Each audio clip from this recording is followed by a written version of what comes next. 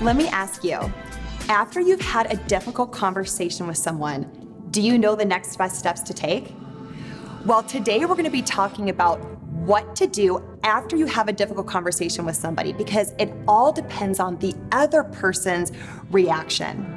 Because all people will fall into one of three categories on how they react to the light or the solution that you are bringing to them.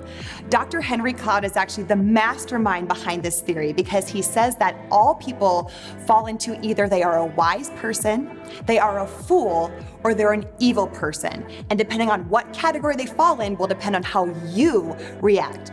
So let's give an example. Let's say that you have an employee who is always 15 minutes late to work, always. And by now you notice, your other employees notice, and you need to talk to them about this.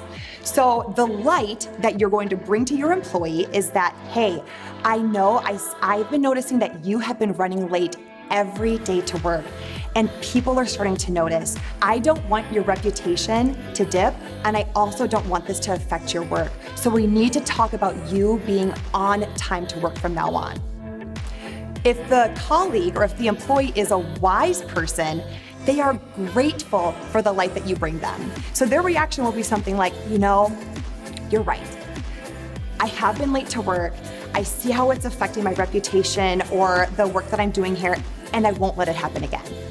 That's the wise person. What if they are the fool? Well, the fool tries to adjust the light. They adjust the light, and they do this by blaming others and giving excuses. So this means your employee could say, well, you know, I'm always late because I just happen to run into red lights all the time. And then I get stuck behind a school bus, and my Keurig hasn't been working at home, and so my morning coffee takes so much longer than it's supposed to. So they always give excuses. If the person is a fool that you're having the difficult conversation with, you no longer talk about the situation, you only talk about consequences. So your reaction would be, you know, we don't need to talk anymore about you being late to work. Instead, you just need to know that if you are late one more day, I will be forced to write you up, and that will be your consequence. Now let's say that the person is an evil person. How do you know that they're an evil person?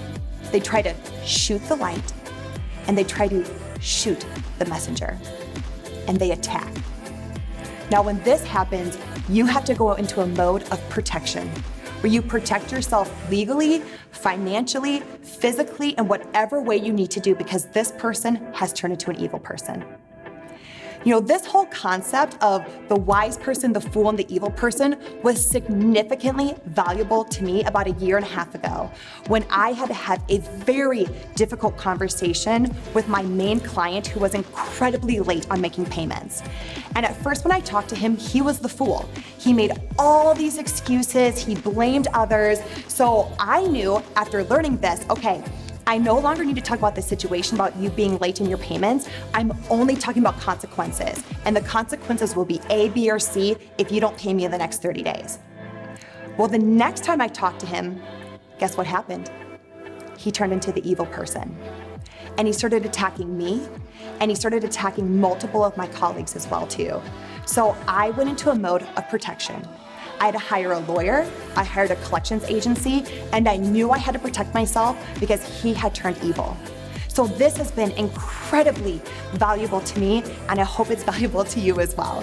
So ladies, your challenge this week is, if you are preparing to have that difficult conversation with someone, to make sure that you place them into one of those three categories based off of their reaction to the light that you give them, so you know exactly the next steps that you'll need to take.